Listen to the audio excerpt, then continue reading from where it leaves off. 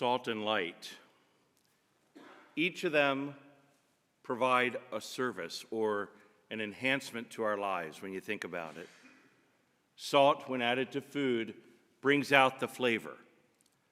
Light, even a candle in a dark, dark room, illuminates and gives you a chance to at least be able to see what's around you. Jesus is telling us that we should be like salt and light. But I'd put to you today, we need to be careful that we don't, number one, fall into the trap that he's just like being the salt that loses its taste.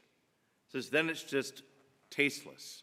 It adds nothing. It does nothing. But think about it. If you're putting salt on your food and you just keep heaping it on and heaping it on, do you still want to eat that food? It's too much. Sometimes we can be a little bit overzealous. You ever deal with a person who may be really in your face with something? Maybe they have such a zeal that it's almost too much. Now, sometimes we portray the disciples as having gone out to set the world on fire with this zeal that they were taking no prisoners. But when you look at it, they went out into these communities and they stayed there for periods of time.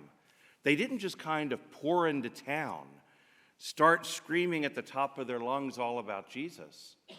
No, they went in, they met people, they started building relationships, they formed early Christian communities, early churches, and then moved on. Light can be a great help, but have you ever had blinding light coming at you at night from an opposing car? You then can't see. All you can see then is the light that's being put there. Jesus tells us to be light, to illuminate our world when it's dark, but not to be blinding, because we don't want it to get to be that people can only see the light coming from us that is blinding, but rather we want people to be directed to the light of Christ, where it illuminates, where it's not overpowering, but provides guidance, direction. You know, on the other side, we want to make sure we don't say, well, then I'm just not going to do anything, because it might be too much. No, we always need to be able to step it up a little bit. Let our light shine a little more brightly with the example of the lives that we're leading, the way that we're reaching out to others. You know, I think one of the greatest things that we can do in terms of shedding light in our world is to be agents of positivity. You know, so often we can fall into the trap of seeing the negative, being naysayers, doomsday people. It's almost like we're looking for problems under every rock and around every corner. But rather to be able to point out and see grace in action in our world. That doesn't mean that we're kind of Pollyanna. We don't see that there are problems that we have to tackle in our own lives or in our culture, in our society, whatever it might be. We're not blinded to that, but we rather say, what's the good there that we can build on? How do we acknowledge the light always present and maybe recognize that it's not quite enough light there yet and we have to gauge it up just a little bit at a time. So my friends, you know, we want to add salt without being salty. We want to add light without being blinding. Finding that middle.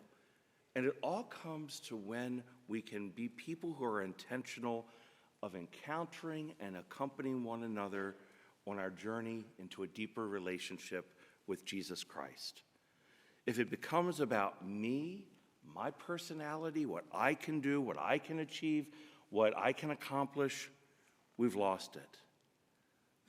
When we recognize that God has given us all that we need, just like the widow who was at her wit's end. She was down to the very last oil and flour. I mean, it was a pretty dismal picture there in the first reading, wasn't it?